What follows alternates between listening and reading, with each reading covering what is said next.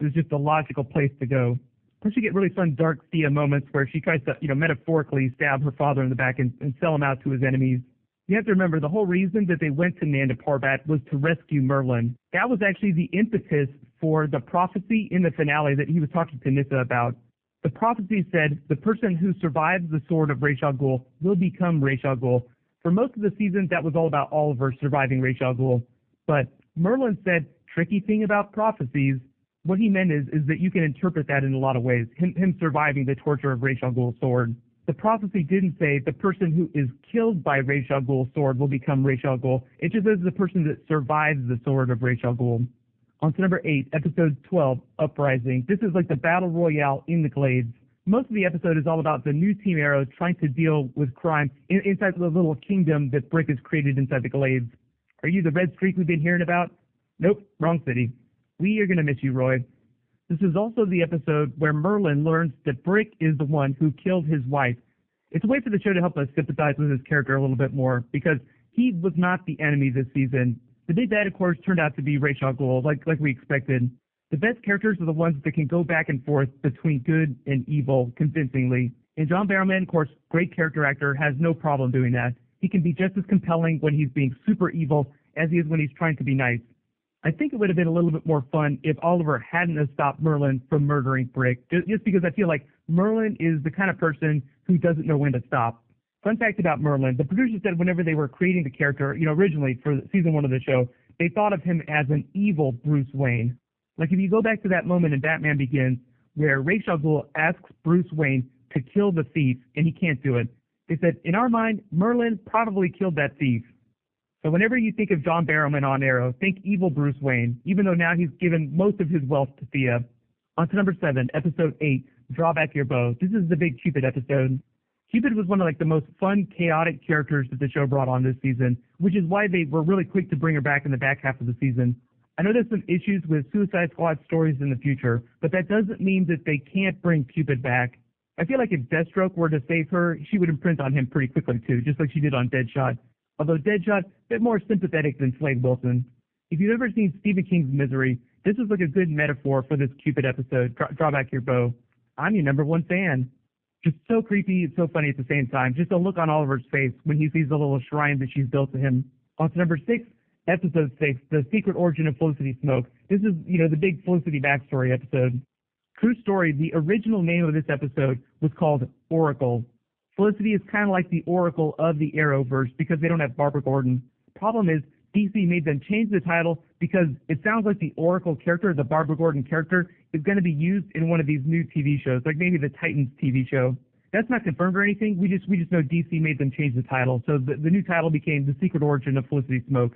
But the thing that this episode did, in addition to giving us this super funny, amazing goth Felicity, was show us that these supporting Arrow characters, like the supporting cast, can have their own villains that they can face. Felicity goes up against her ex-boyfriend, who turns into this calculator-type character. So I feel like that's something that they can do in the new season too, especially with Thea's character. Typically before this, what you see is most of the villains, like the big villains, the threatening ones, have the closest relationship with Oliver. Giving big arcs to characters like Felicity, Diggle, Thea, everyone else just helps build the show out that much more.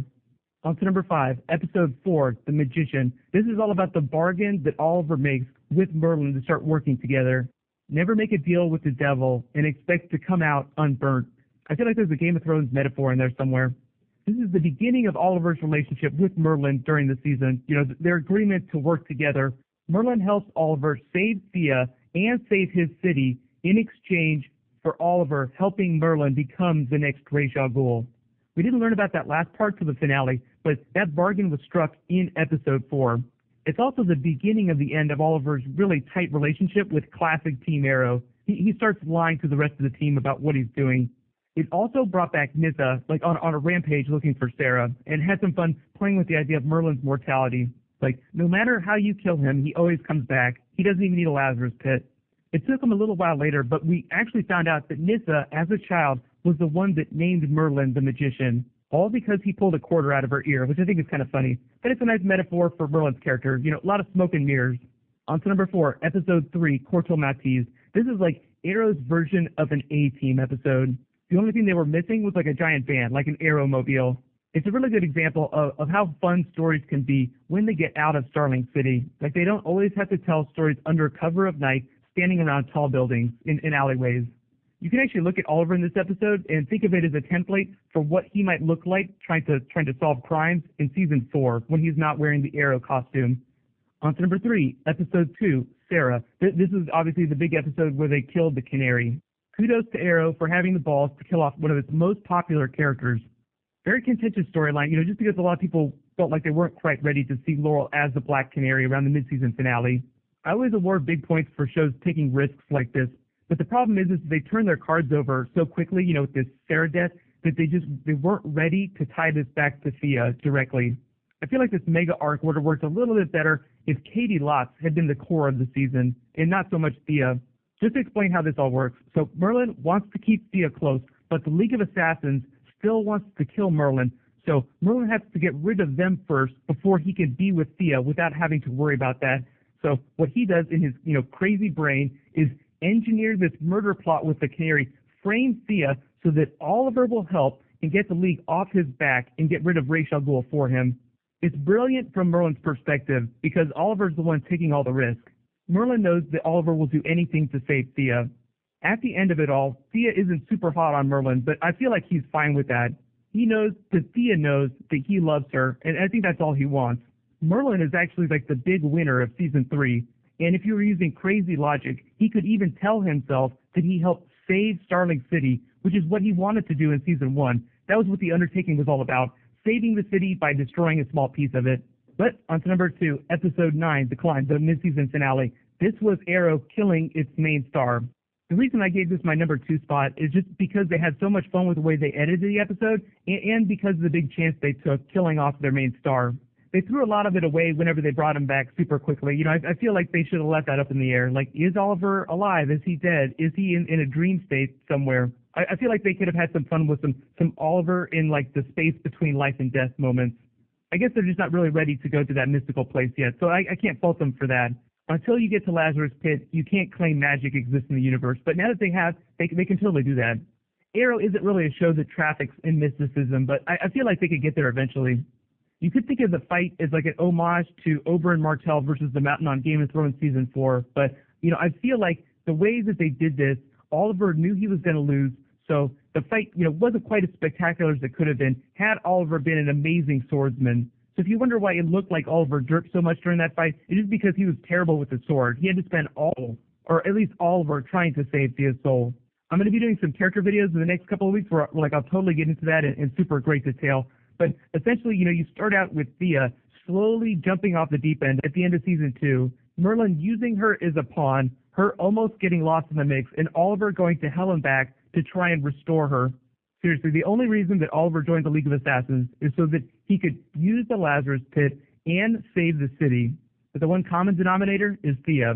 I really would have wanted to be in the writer's room whenever they pulled Little Holland in and said, we're going to be doing a bunch of stuff, bringing on a bunch of new characters this season, but really, it's all about you. There we go, top 10 episodes, starting with number 21, This Is Your Sword. This is like the Bride of Frankenstein episode. You will be bride of the demon. So many great Nyssa moments in this episode. Really, the back half of the season was like an amazing Nyssa micro arc. Everything that happened was building up to this moment with them in their like full wedding attire. A League wedding. Early in the season, pictures leaked of the Diggle-Lila wedding, and Mark Guggenheim's like, this is not the only wedding we're going to have this season. It was a fun twist on an idea that the Batman comics had flirted with for a long time. Ra's al Ghul wanting to marry off Talia to Batman.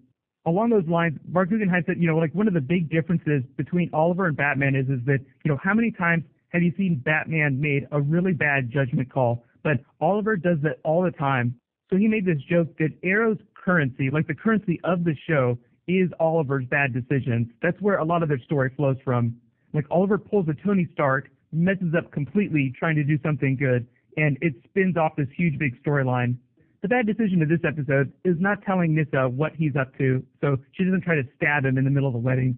On to number 9, episode 15, Nanda Parbat. This is the episode that ended with Ra's al Ghul telling Oliver that he wanted him to become his heir. I awarded the episode major points for that big shocking twist at the end,